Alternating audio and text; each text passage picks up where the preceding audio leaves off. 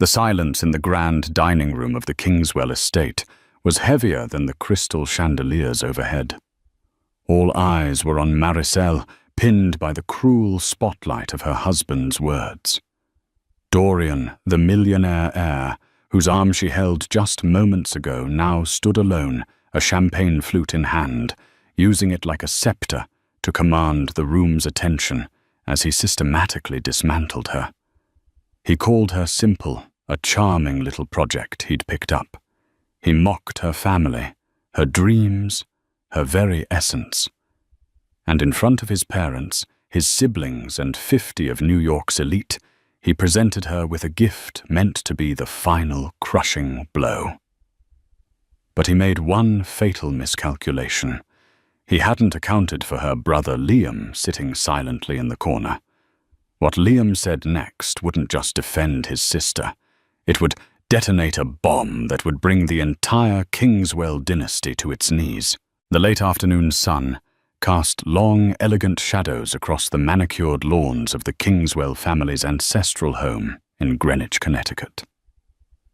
From the passenger seat of Dorian's Bentley, Maricel watched the sprawling Tudor-style mansion grow larger, its ivy-clad stone walls seeming to absorb the light, leaving an impression of old, unassailable power. The house didn't welcome you. It judged you. "Are you nervous?" Dorian asked, his voice smooth as the polished mahogany dashboard. He didn't look at her. His eyes, the color of a stormy sea, were fixed on the winding gravel driveway. "A little," Maricel admitted, smoothing down the silk of her emerald green dress for the 10th time. It was a dress Dorian had chosen. "It's your parents' 40th anniversary. It's a big occasion." "It's the Kingswell 40th anniversary," he corrected, a subtle but significant amendment. "Everything we do is a big occasion. Just remember what we talked about.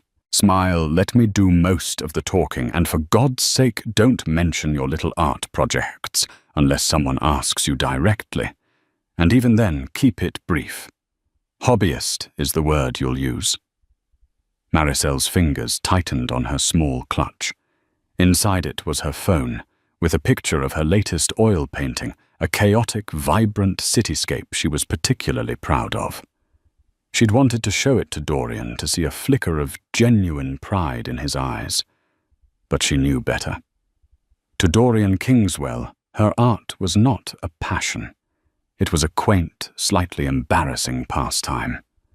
Like a child's rock collection. Their marriage, just shy of 2 years old, had started as a whirlwind romance. Maricel, a librarian with a fierce love for literature and a hidden talent for painting, had met Dorian at a charity gala she'd attended with a friend. He was charming, impossibly handsome, and showered her with a kind of attention that felt like sunshine. He'd pursued her relentlessly, making her believe she was the most fascinating woman in the world. He'd loved her stories about growing up in a small, boisterous middle-class family in Ohio. He'd called her real and untainted. The reality she soon learned was that he saw her as a beautiful, unpolished stone he could cut and set to his own specifications. Once the ring was on her finger, the sunshine of his attention became a harsh, interrogating light. Her opinions became naive, her background unrefined, and her family provincial. He'd isolated her not with bars and locks, but with a velvet rope of condescension, slowly convincing her that she was lucky to be in his orbit, that she needed his guidance to navigate the treacherous waters of his world. The Bentley crunched to a halt before the imposing oak doors of the mansion. A valet dressed in a crisp uniform materialized as if from the earth itself. Dorian handed him the keys without a glance. "One more thing," Dorian said, turning to her at last. His hand cupped her chin, his thumb brushing her lip. It looked like a tender gesture, but his grip was firm, a reminder of his control. "Your brother Liam, he's already here. I trust you've instructed him on the proper etiquette." A knot of dread tightened in Maricel's stomach. Liam knows how to behave, Dorian. Does he? Dorian's lip curled into a smirk. Last Christmas, he tried to engage my father in a debate about wealth inequality. At the dinner table. We're not looking for a repeat of that performance. Tell him to stick to safe topics, the weather, sports, anything that doesn't require critical thought. Maricel pulled her chin away, the gesture costing her a significant amount of courage. My brother is one of the most intelligent people I know. He's a mid-level software engineer from Columbus, darling, Dorian scoffed, adjusting his tie. His intelligence is functional, not sophisticated. There's a difference. Just keep him in check. I don't want my parents' anniversary ruined by some blue-collar sermon on the virtues of the working class. He exited the car, expecting her to follow. Maricel took a deep breath, the scent of leather and Dorian's expensive cologne filling her lungs. She felt like a doll being positioned in a dollhouse. She got out of the car, the gravel unsteady beneath her heels, and forced a smile as Dorian took her arm, his grip possessive. As they walked toward the great doors, they swung open. There, framed in the doorway, stood Eleanor Kingswell, Dorian's mother. She was a woman carved from ice, draped in Chanel.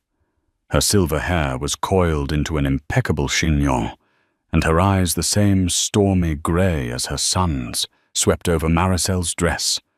Her hair, her shoes in a silent, withering appraisal. "Dorian, darling," she said, her voice like the rustle of dry leaves. She offered her cheek for a kiss. "You're just in time. Richard is holding court in the study." She finally acknowledged Maricel. "Maricel, that color is bold." "It's Bottega, Mother," Dorian said dismissively. "I picked it out." Eleanor's expression softened fractionally. "Well, in that case, it's a statement." She turned, leading them into a grand foyer with a soaring ceiling and a marble floor that echoed their footsteps like a mausoleum. "Most of the guests are in the conservatory. Your sister Victoria is here, of course." From the arched entrance to the conservatory, Maricel saw him, her brother Liam. He stood alone near a large potted fern, holding a glass of sparkling water, looking profoundly out of place and entirely unbothered by it. He wasn't tall and classically handsome like Dorian.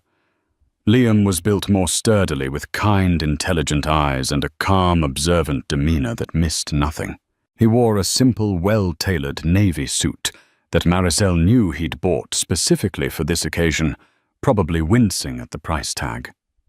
Their eyes met across the crowded room, and for the first time all day, Maricel felt a genuine warmth spread through her chest. He gave her a small, reassuring nod, a silent message that said, "I'm here." "You're not alone." Dorian followed her gaze, his grip on her arm tightening. "Ah, there's the man of the people," he muttered under his breath, a venomous edge to his tone. "Try to keep him away from the silver." Before Maricel could respond, Dorian propelled her forward into the heart of the viper's nest, the manufactured smile plastered back on her face. The gilded cage had closed around her, and the performance had begun. She could only pray they would all survive the night. The conservatory was a masterpiece of iron and glass, filled with the cloying scent of orchids and expensive perfume. The air hummed with the low thrum of polite, powerful conversation. Men in bespoke suits discussed mergers and acquisitions, while women with surgically perfected faces traded gossip like currency. Maricel felt like a foreign species, an exotic bird with feathers too bright introduced into a flock of sleek, predatory crows. Dorian, in his element, navigated the room with effortless grace. He was a prince in his kingdom.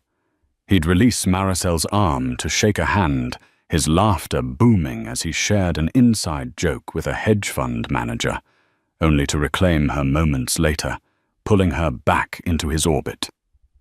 Each introduction was a subtle performance of ownership. "This is my wife, Maricel," he'd say, a proprietary hand on the small of her back. "She keeps me grounded." The words were meant to sound endearing, but the subtext was clear to everyone in their circle. "She is my charmingly simple accessory." Victoria Dorian's younger sister slinked over to them, a flute of champagne in her perfectly manicured hand. She had their mother's sharp features and none of her restraint. "Maricel, darling," she cooed, air kissing the space beside Maricel's cheek. "I almost didn't recognize you. You look so vibrant. Did you do your own makeup tonight?"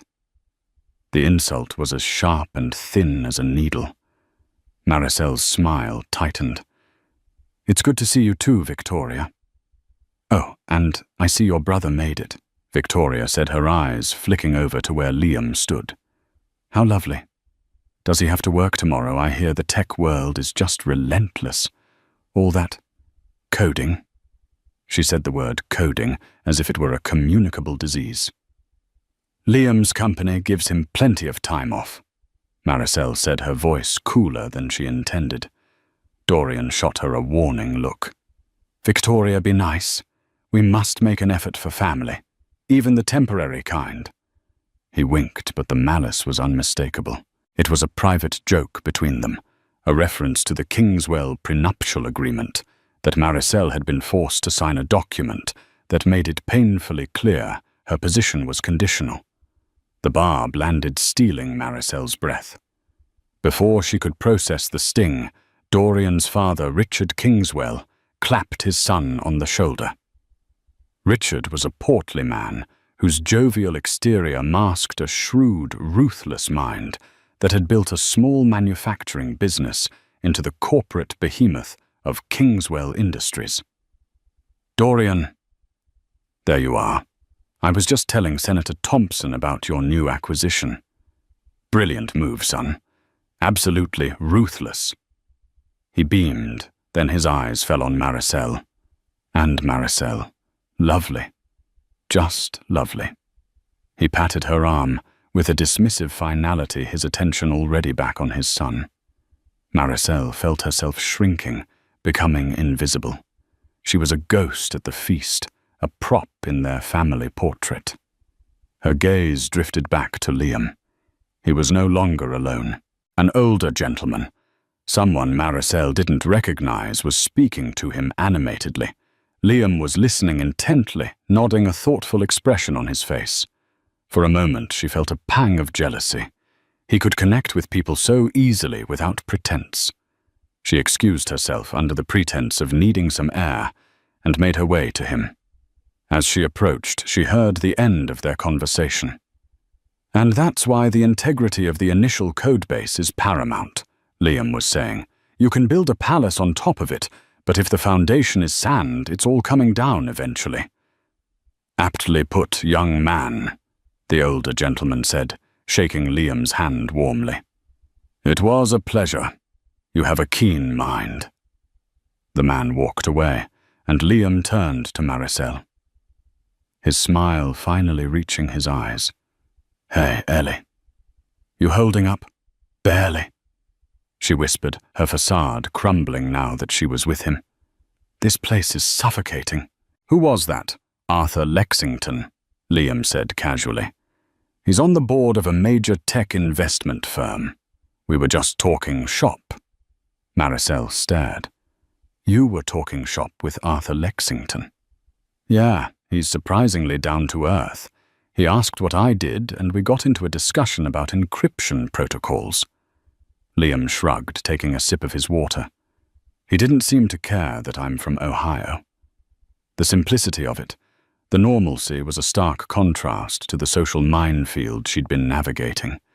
With Liam, things were just real.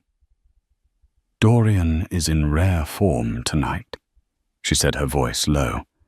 "He warned me to keep you in check." Liam's jaw tightened, the only outward sign of his anger. He looked across the room at Dorian, who was now laughing with a circle of his sycophantic friends, his arm draped possessively around the back of a chair where a striking brunette sat. "That guy," Liam said, his voice laced with a contempt he rarely showed. "He's a peacock, Ellie, all feathers. Take away the name and the money, and what's left.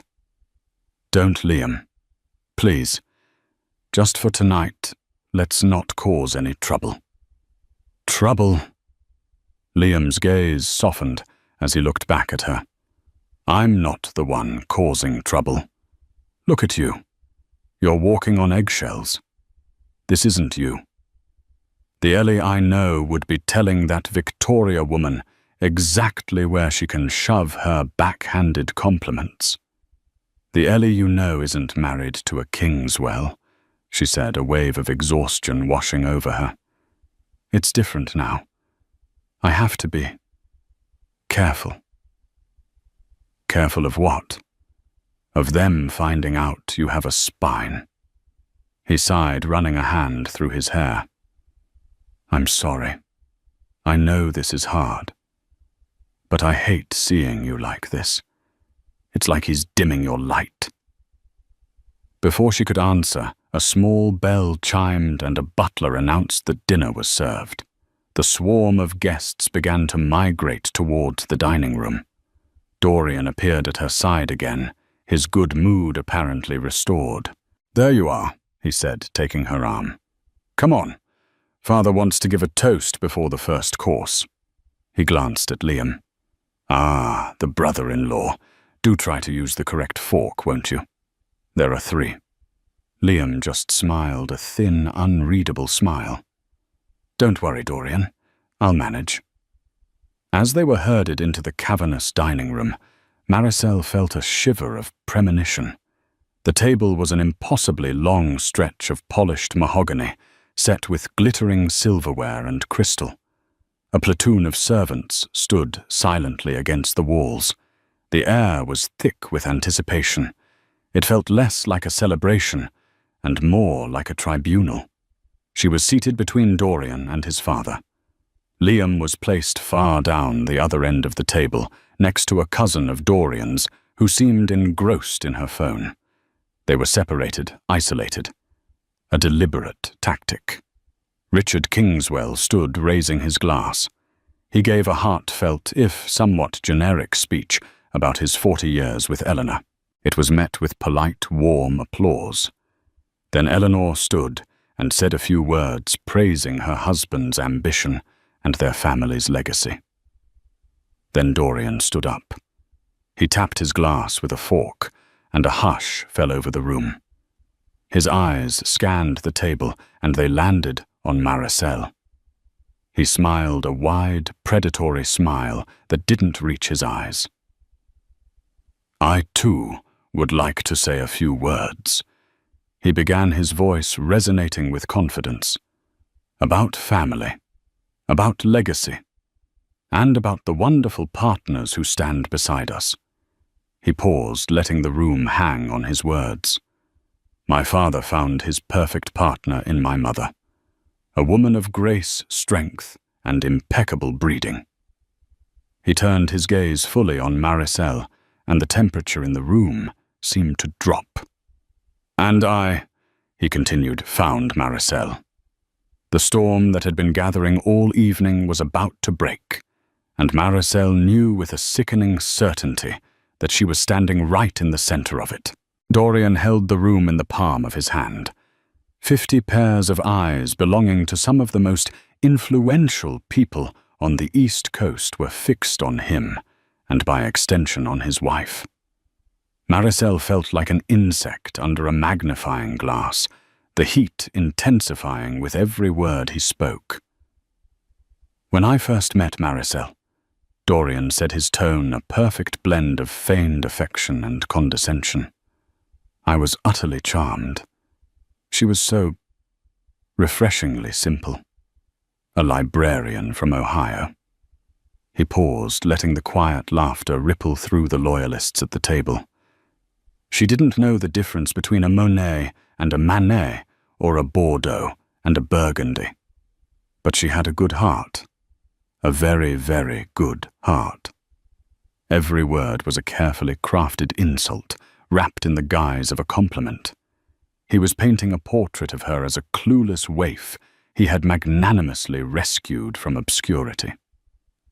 Maricel's hands were balled into fists in her lap, her nails digging into her palms. She kept her eyes fixed on her water glass, trying to will herself to become invisible.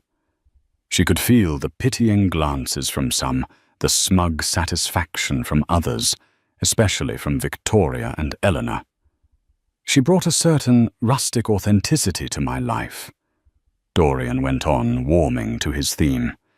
He was performing, and this was his grand soliloquy.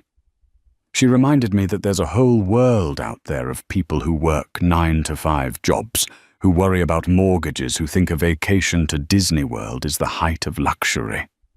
More polite, cruel laughter. Maricel risked a glance down the table at Liam. His face was a mask of stone, but his eyes were blazing. He wasn't looking at Dorian. He was looking at her, a question in his gaze.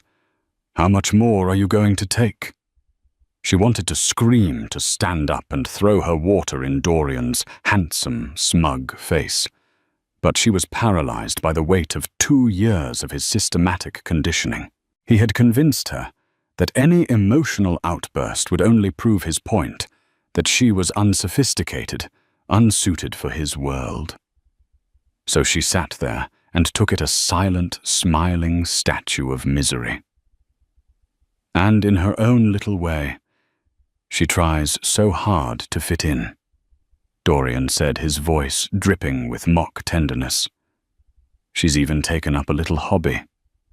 Painting.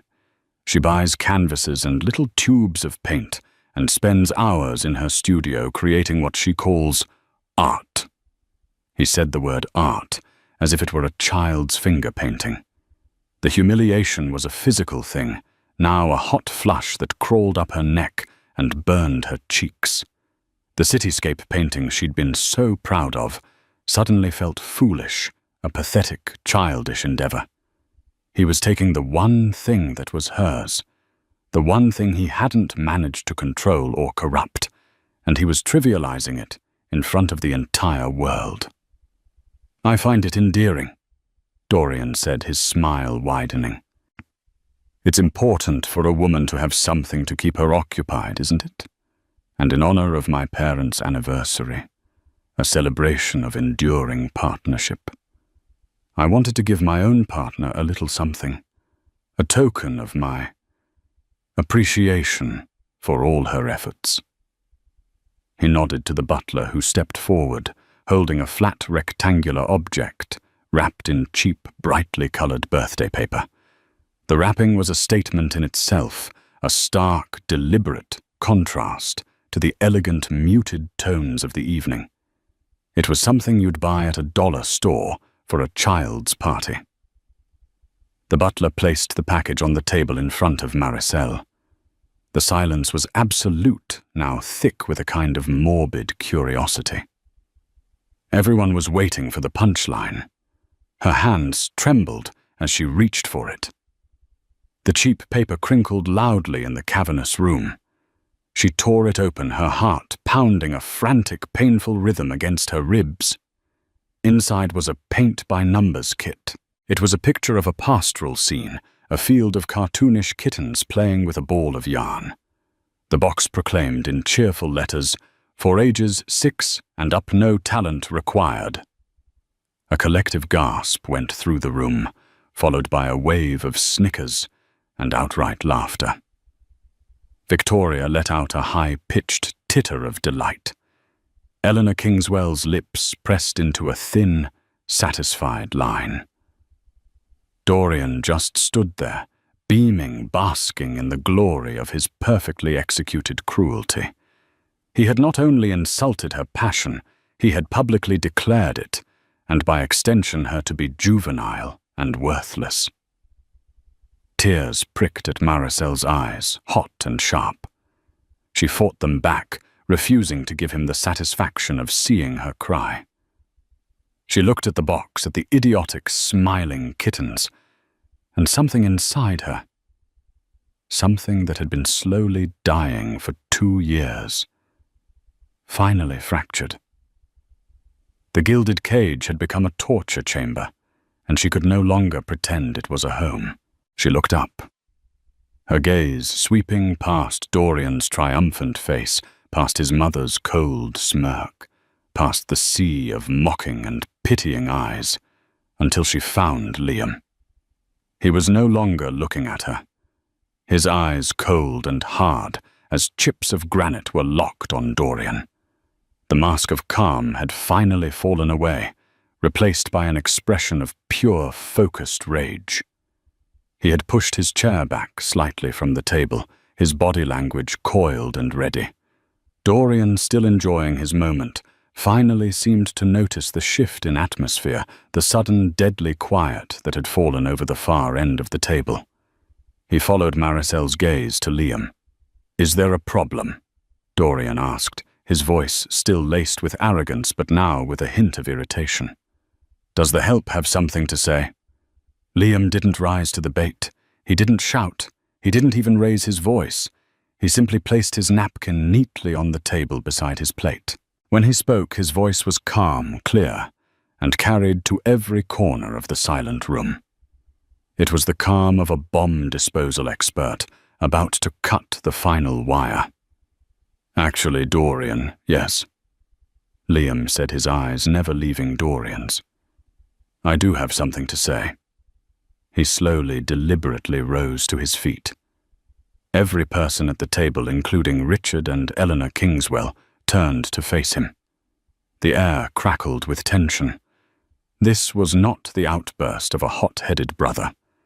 This was something else entirely. This was an execution. "You talk a lot about value, Dorian." Liam began, his voice dangerously even. "About worth. About good breeding. You sit here in this house built on your father's success, wearing a suit that costs more than my car, and you dare to pass judgment on my sister's soul. My sister's soul is not a commodity to be appraised." Liam's voice grew colder, sharper. "But since we're on the topic of value and things that are not what they seem, let's talk about your company.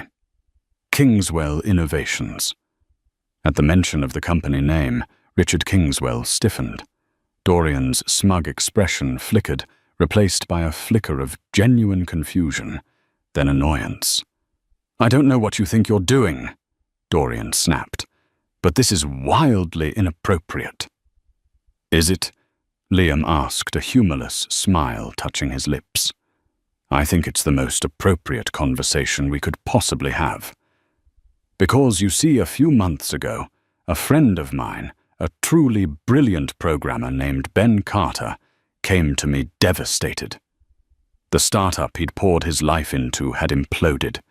His lead investor pulled out after his proprietary algorithm was stolen. A unique piece of code for predictive market analysis. He called it Project Chimera. Liam paused, letting the name hang in the air. He looked directly at Dorian, whose face had begun to lose its color. Project Chimera. Liam repeated slowly, savoring the words. Does that name ring a bell, Dorian? It should. It's the core of the new fintech platform that Kingswell Innovations is launching next quarter. The one that has investors lining up. The one your father praised you for being absolutely ruthless in acquiring. The room was deathly quiet. Maricel stared, her own humiliation forgotten, replaced by a dizzying sense of confusion and dread.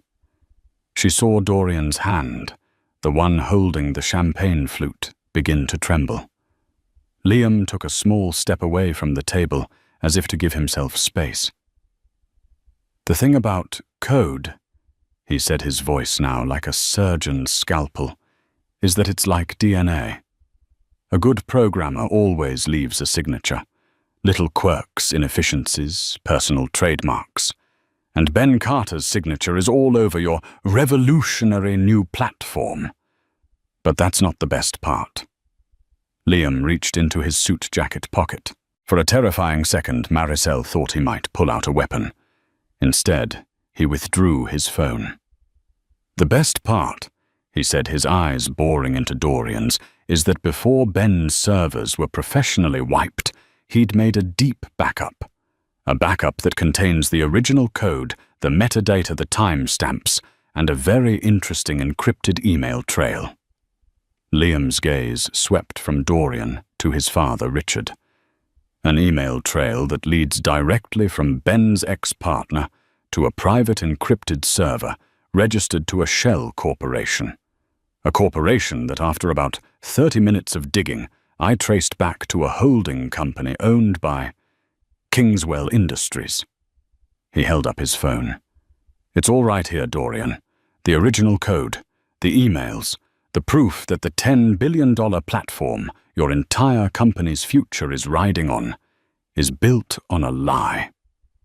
It's stolen, and I have a feeling that Arthur Lexington, the man from the tech investment firm I was just chatting with, will be fascinated to hear all about the integrity of your code base." Dorian Kingswell, the millionaire heir. The prince in his castle, the man who had just moments ago commanded the entire room, was no longer smiling. His face, once flush with triumph, had turned a ghostly, bloodless white. He looked as if he'd been punched in the gut all the air, and arrogance knocked out of him in one swift, brutal blow.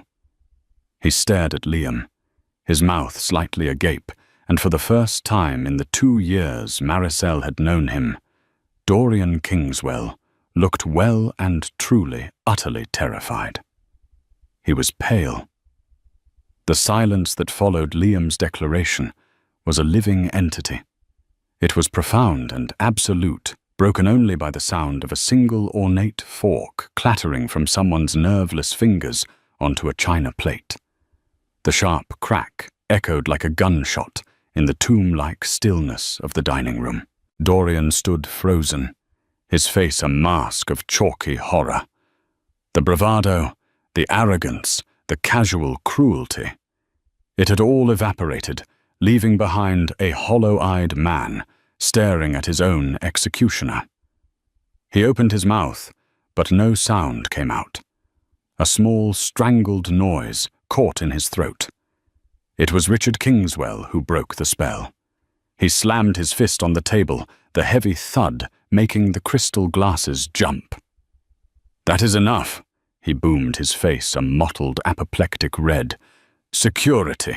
2 burly men in black suits who had been standing discreetly by the main entrance started to move forward. "I wouldn't do that if I were you, Mr. Kingswell," Liam said, his voice retaining its chilling calm. He didn't even look at the approaching guards. His eyes were still locked on Dorian. "Unless you want me to press send on a lovely little email I have queued up. The recipient list is quite impressive. The SEC, the board of directors of your publicly traded parent company, and a few choice journalists at the Wall Street Journal and the New York Times. I believe they call that market manipulation and wire fraud. The prison sentences for those are quite a bit longer than for trespassing." The security guards stopped dead in their tracks, looking to Richard for guidance. The elder Kingswell seemed to deflate, sinking back into his chair. The fury in his eyes was replaced by a dawning, horrified understanding. He looked at his son, a look of utter contempt and disbelief. "Dorian, what is this lunatic talking about?" Dorian finally found his voice, though it was a reedy, desperate whisper. "He's lying. It's a shakedown. He's trying to extort us." "Am I?" Liam asked, arching an eyebrow. He tapped his phone screen. "Let me be more specific, so you understand this isn't a lie. I'm referring to the acquisition files stored on your internal server under the project name Project Daedalus. The purchase was from a holding company called Innovest Solutions, registered in the Cayman Islands. That's your shell. The transfer of funds to the seller, your friend, the one who betrayed Ben Carter, was funneled through 3 separate offshore accounts. But you got sloppy on the last one. You used a subsidiary of a Kingswell Industries partner bank to finalize it. The digital transaction record has a routing number that traces back here, to your family office. Each detail was a nail being hammered into Dorian's coffin. Liam wasn't bluffing. He had done his homework. He had the receipts. The functional, unsophisticated software engineer from Ohio had just dismantled a multi-billion-dollar corporate conspiracy in under 5 minutes. Eleanor Kingswell, who had watched the entire exchange with a look of icy disdain, finally spoke. Her voice was thin and brittle. "Get him out of my house.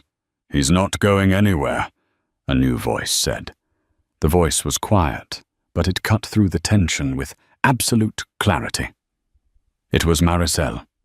She had risen to her feet, her own chair pushed back. The tears that had threatened to fall were gone. The humiliation she had felt just minutes ago had been burned away by the fires of Liam's revelation, replaced by a cold, hard clarity.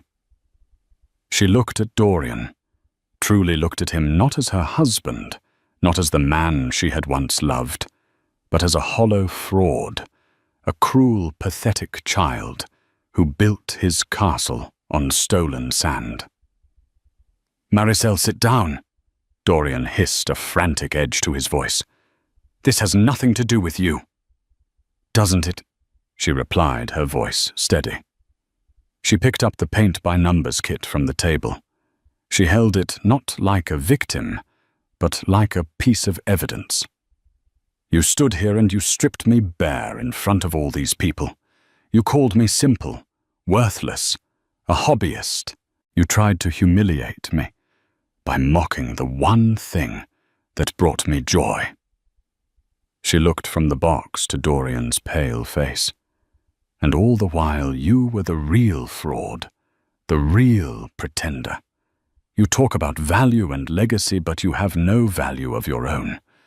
You didn't build anything. You stole it. Your entire success, the very thing that gives you the right to stand here and look down on me, is a lie." The guests were utterly captivated. This was no longer just a family squabble. It was the public implosion of a dynasty. They were watching the fall of the House of Kingswell in real time. Victoria started to stammer. "How dare you speak to my brother? Be quiet, Victoria." Maricel snapped, her voice sharp as glass. Victoria flinched back as if struck. Maricel turned her attention to her brother. "Liam, you have all of it, the proof. Every last bite," he confirmed. She took a deep, steadying breath. The fog of the past 2 years was lifting. She saw the manipulations, the gaslighting, the endless condescension for what it was. A desperate attempt by an insecure man to control someone he knew deep down was his better. He had to diminish her light because he was terrified it would outshine his own. "Good," she said. She then turned back to Dorian, her eyes as cold as his mother's. "2 weeks ago, Dorian," she said, her voice dropping to an almost conversational tone, which was somehow more terrifying than shouting, "you told me that my prenuptial agreement was ironclad, and that if I ever thought of leaving, I would walk away with nothing but the clothes on my back. You reminded me that you had the best lawyers money could buy. You said it would be social and financial suicide for me." Dorian stared at her, a new kind of fear entering his eyes. This wasn't about his company anymore. This was about her. "Well, I have a little revelation of my own," Maricel continued. "Last week I had a very quiet, very discreet meeting with a woman named Jessica Albright. She's a partner at Cohen Stern and Albright. I believe you know the firm. They specialize in contentious divorces for high net worth individuals." A wave of shock rippled through the room. Richard Kingswell's jaw dropped. "I gave Ms. Albright a copy of our prenup," Maricel said, and she found it very interesting, especially the full disclosure clause regarding assets at the time of signing. You see, the initial seed money you used to acquire the technology for Kingswell Innovations came from a joint investment account we opened shortly after our wedding, an account that, according to the terms of the prenup, is considered marital property. She let that sink in. Your lawyers will argue it was your money to begin with. My lawyer will argue that you fraudulently misrepresented the nature of the investment, using marital funds to purchase stolen property, thereby exposing me, your wife, to significant legal and financial liability without my knowledge or consent. She called it a flagrant breach of fiduciary duty, a breach she believes that is significant enough to invalidate the entire prenuptial agreement. She gave him a small, chilling smile. So it turns out, Dorian, that I'm not entitled to nothing. I'm entitled to half of everything, half of the house, half of the stocks, and half of a company whose primary asset is about to become the subject of a massive federal investigation. She placed the paint-by-numbers kit back on the table with a soft thud. "Enjoy your party," she said. Then she turned, walked over to her brother, took his arm, and together they walked out of the dining room, leaving behind a tableau of ruin, a pale, broken man, a disgraced family, and a room full of powerful people who had just witnessed the spectacular detonation of the Kingswell Empire. The silence they left in their wake was no longer heavy. It was the hollow sound of absolute devastation. The walk from the dining room through the grand foyer and out the imposing oak doors felt like surfacing from a deep, murky dive. Each step Maricel took alongside Liam was a step back into the clean, breathable air of her own life. The sound of their shoes on the marble floor was crisp and defiant. Behind them, a muffled uproar began to erupt, the sound of a carefully constructed world shattering. But they didn't look back. Once outside in the cool, damp night air, Maricel let out a breath she felt like she'd been holding for 2 years. The adrenaline was still pumping through her veins, a dizzying cocktail of terror, rage, and exhilarating freedom. "Are you okay?" Liam asked, his voice laced with concern, as he guided her down the stone steps. "Okay." She stopped and looked at him, a wild, incredulous laugh bubbling up from her chest. "Liam, I don't even know what I am. I feel like I just woke up from a coma." "You were incredible in there, Ellie," he said, his hand squeezing her arm reassuringly. "Absolutely incredible. I was just going to expose him. You salted the earth."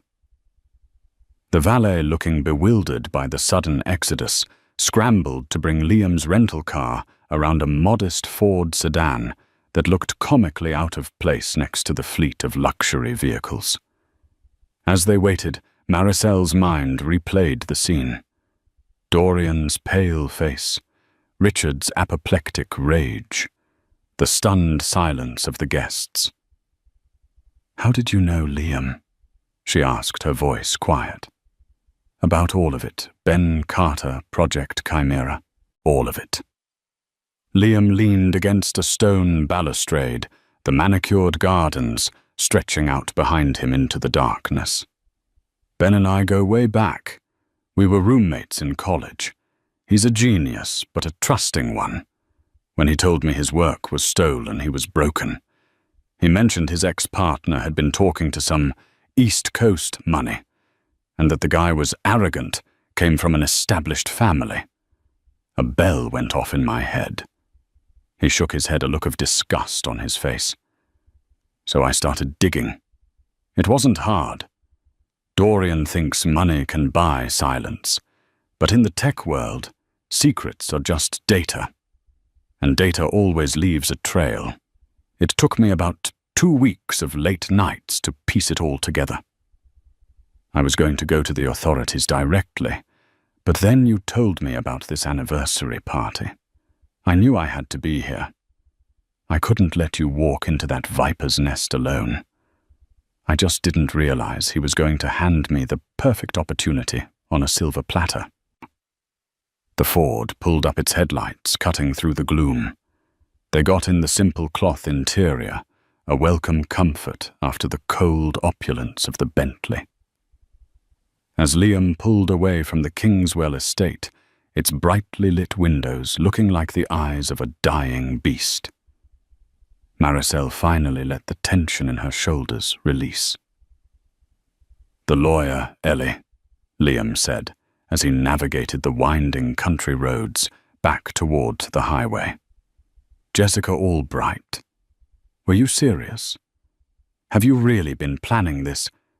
This was the part Liam didn't know, the part she hadn't told anyone. Maricel turned in her seat to face him.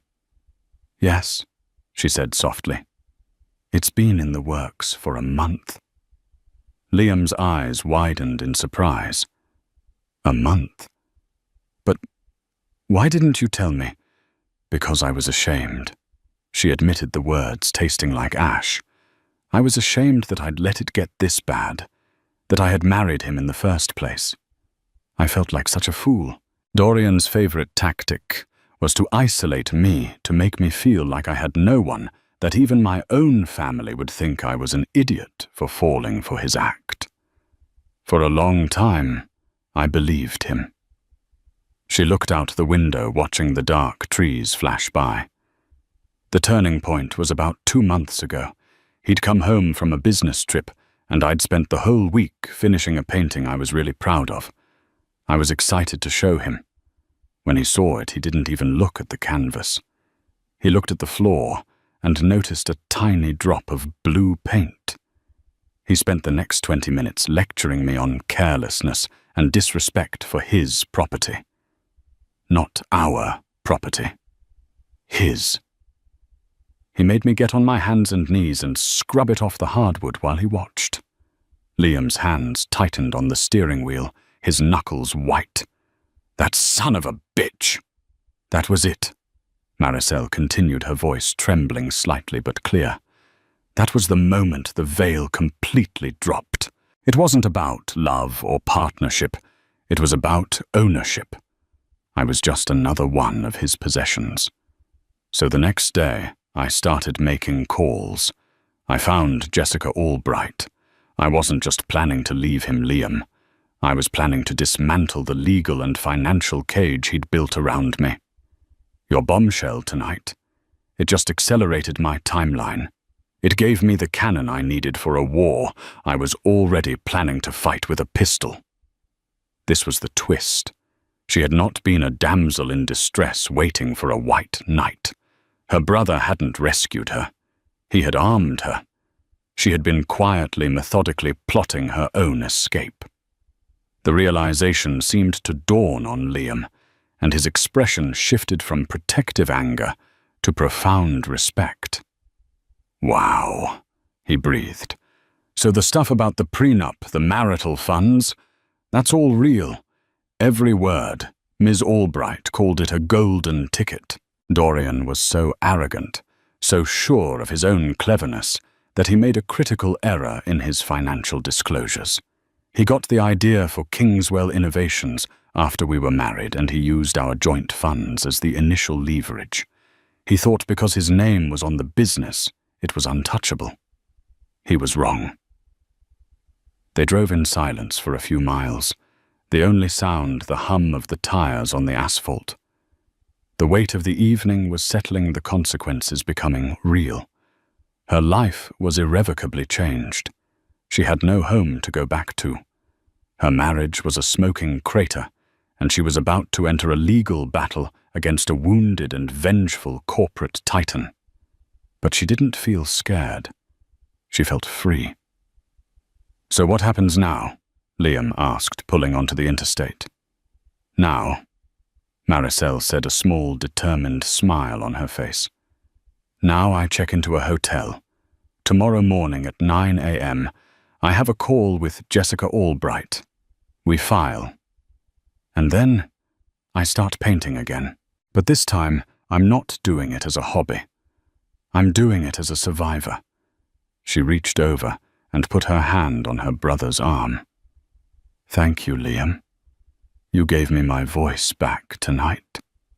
He looked over at her, his eyes shining in the dashboard lights. No, Ellie, he said, his voice thick with emotion. You had it all along. You just needed to decide to use it. As the distant lights of New York City began to glow on the horizon, Maricel knew he was right. The story wasn't about a millionaire husband humiliating his wife. It was about a woman rediscovering her own worth and a brother who held up a mirror to help her see it. The war was just beginning, but for the first time in a very long time.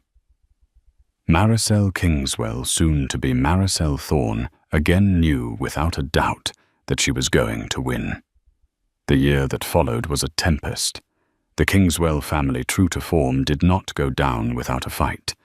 They unleashed a legal and public relations onslaught.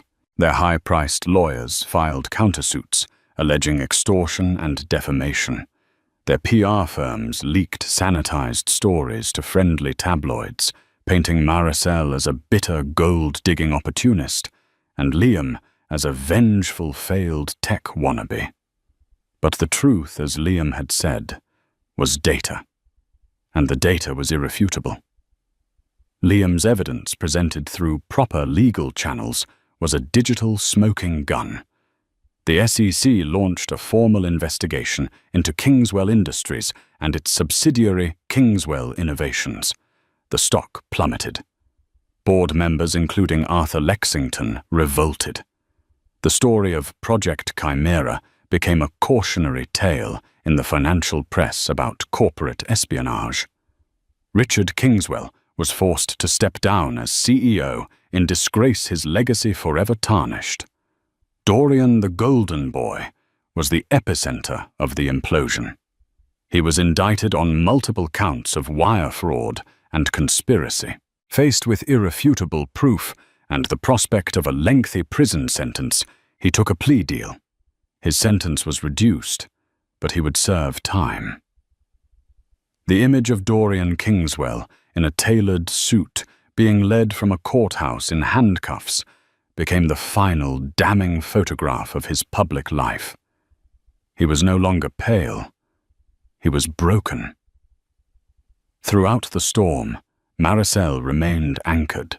Her lawyer, the formidable Jessica Albright, was a shark. She systematically dismantled the Kingswell legal team's arguments.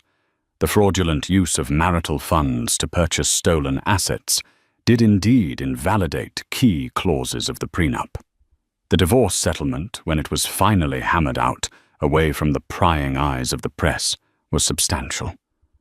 Not the half she had threatened in a moment of righteous fury, but more than enough to ensure she would never have to worry about money again.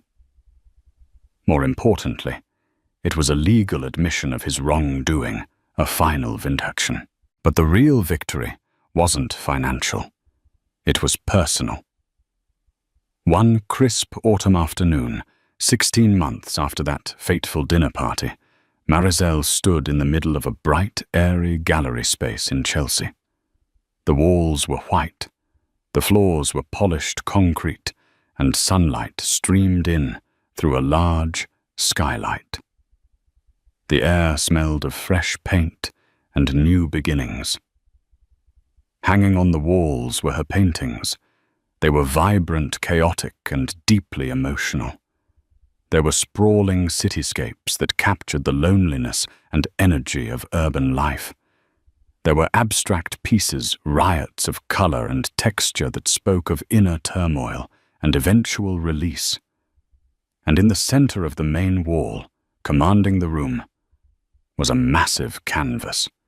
It depicted a gilded cage, its door broken, and flung wide open with a flock of brightly colored birds, streaming out into a stormy but ultimately hopeful sky.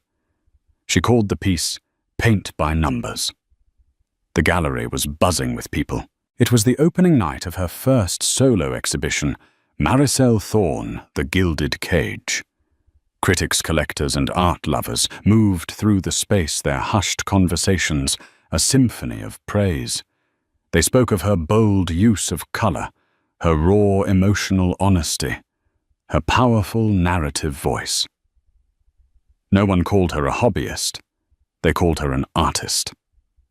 Liam stood beside her holding a plastic cup of champagne, a proud grin on his face. He'd since left his mid-level job in Ohio.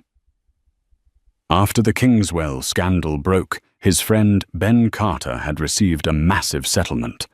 Together, they had used the funds to launch their own cybersecurity firm, which was already gaining a reputation for its innovative approach and unshakable ethics. "See," Liam said, nudging her gently, "I told you your light was too bright to be dimmed." Maricel smiled, a genuine, unburdened smile that reached her eyes. "You know, for the longest time, I thought my story was about him, about Dorian, about what he did to me."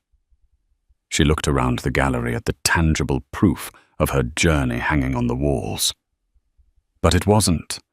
It was always about me, about finding my way back to this." A well-known art critic, a woman whose reviews could make or break a career, approached them. "Ms. Thorne," the critic said, her eyes alight with intellectual fire, "your work is extraordinary. It's ferocious. It's the kind of work that makes you feel something. Tell me what's next for you." Maricel looked past the critic through the large front window of the gallery at the bustling New York street. She saw a world of infinite possibility, a blank canvas waiting for her touch. She was no longer Maricel Kingswell, the millionaire's wife. She was Maricel Thorne, the artist. She was the one holding the brush. "Everything," she replied, her voice filled with a quiet, unshakable confidence. "Absolutely everything. We've all felt trapped at some point in our lives, whether in a bad relationship, a dead-end job, or by the expectations of others. Maricel's story is a powerful reminder that even when you feel most powerless, you possess a strength you might not recognize. It's a story about how the truth, no matter how deeply buried, has a way of coming to light, and how the deepest betrayals can sometimes lead to the most profound liberations. It's about a sister's resilience and a brother's unwavering loyalty, proving that true family is not about a name or a legacy, but about who stands with you in the fire. If Maricel's journey from betrayal to triumph resonated with you, if you believe in the power of standing up for yourself and for those you love, please hit that like button to show your support. Share this story with someone who might need to hear it. And don't forget to subscribe to our channel for more real-life dramas that will inspire, shock, and empower you. Thank you for listening.